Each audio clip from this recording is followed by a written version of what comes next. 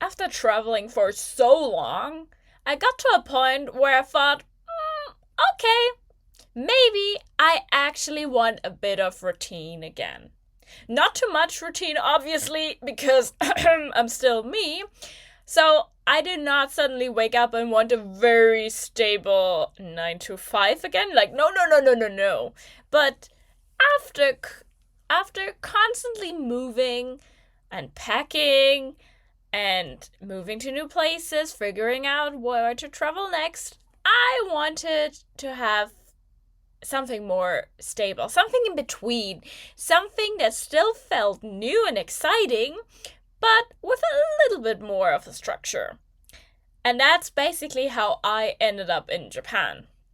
I thought, okay, let's go to Japan, learn Japanese, live in Tokyo, and actually experience what it feels like to live somewhere instead of just passing through the country and going through the highlights as I did when I was a traveler. So, all set. And then the reality arrived with a lot of paperwork. And here, so I searched for a school, a language school. I signed up.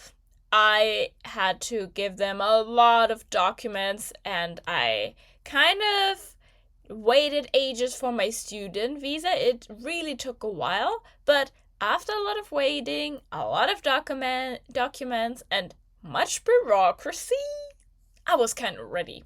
And at that point, I still did not know that Japan in general is just incredibly outdated when it comes to bureaucracy. You don't believe me? Well, come to Japan, start living here, go to the ward office, and you know what I mean. Because, like, if paperwork could time travel, Japan would still be proudly living in 1990. Oh, yeah.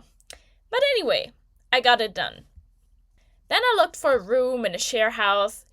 Like, the best option would have been, like, near my school. And somehow I also got really, really lucky because a lot of share houses, especially if you go to a mixed share house where they have half Japanese, half foreigners, the foreign spots are taken very quickly. But I was lucky. So my school was only 7 minutes away on foot. So I felt like, amazing. I don't need to suffer through Tokyo rush hour. And trust me, guys, it is nuts. So yeah, the rough plan was there, and I had like school, visa, share house, everything done.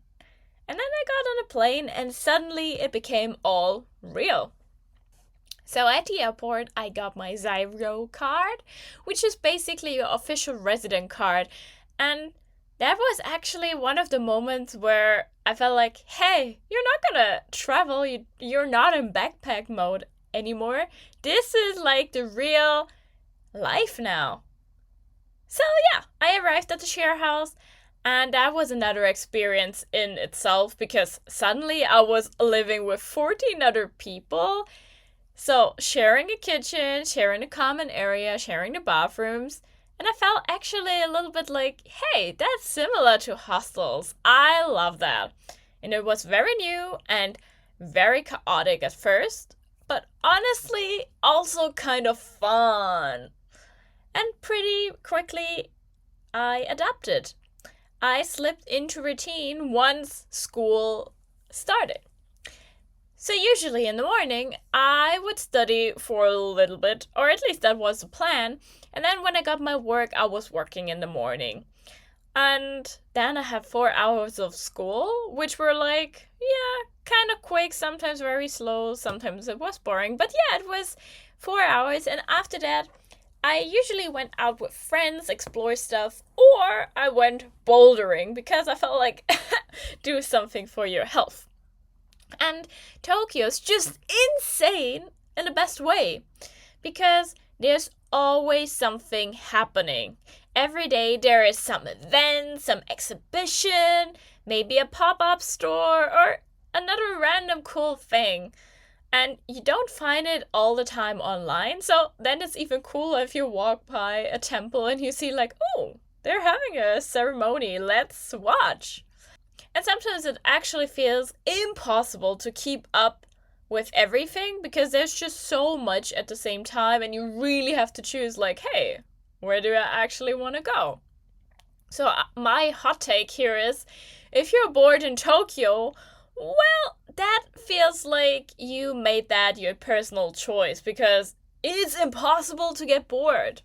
So, in that sense, setting in here was so exciting. It was such a good idea. I mean, I had school, I had work, I had people around me, and yeah, I had constantly reasons to leave the house, and it was just exciting, not the typical routine.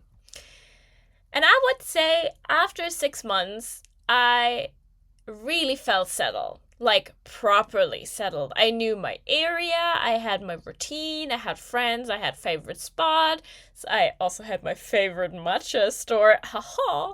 And it started in Japan feel less like a big excitement or less like an experiment anymore. It felt like actually my real life. And I think that was also the point where I had my realization. Like, I love Japan. I really do love it. I love the culture. I love the language. It's super interesting. And yeah, I also like the things to what you can do here in Japan. But once I started working here, I realized pretty quickly that full-time work, here in Japan, that's not really my thing. And on the other side, you cannot be a student forever. So, yeah. And it's not even that the work itself in Japan feels hard or is always hard. No, it's more the social side of it that feels a little bit exhausting to me. I mean, you have so much etiquette and you have a bureaucracy and you always have to read the room all the time.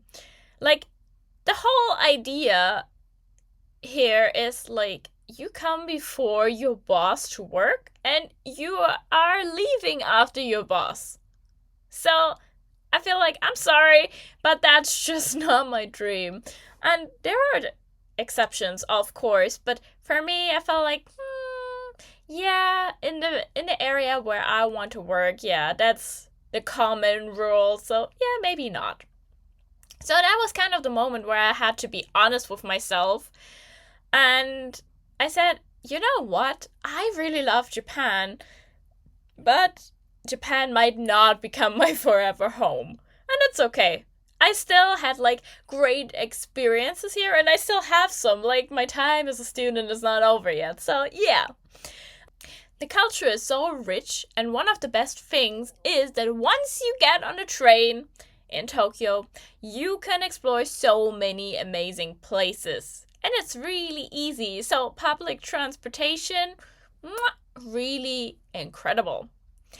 And I will say so, if you are a person who loves small talk, the small cities are better. And if you have to choose a city here in Japan, I would recommend actually Osaka, because the people are very, very open, and in Tokyo sometimes, yeah, it seems like a little bit cold-hearted and people are always in their rush, but Osaka, oh my gosh, people love small talk, and I love that too, so, So yeah, for me also living in the share house helped a lot because, of course, I met people pretty quickly, and I also went on Bumble BFF dates and find they're actually two close friends now. And I also went to meetups, other social events, and yeah, it really helped a lot to to creating a circle and you feel nice and appreciated and having just a good time. And Tokyo, as I said, it's just amazing for trying new things, like the meetups. Oh my gosh, so many. And recently I tried pickleball. Really fun. I was super shit, but hey, all for fun.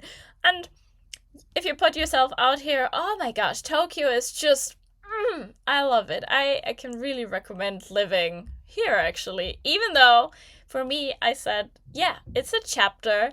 And soon or someday the chapter will be closed and I will leave Japan. and Tokyo, but I regret nothing. Especially, I was such a regular visitor of the Pokemon Center because yeah, my nerdy me was happy here so much.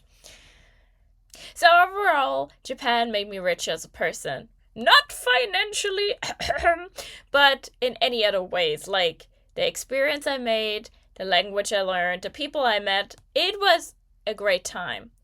So Japan may not be my forever place, but it was and it still is such an important chapter for me.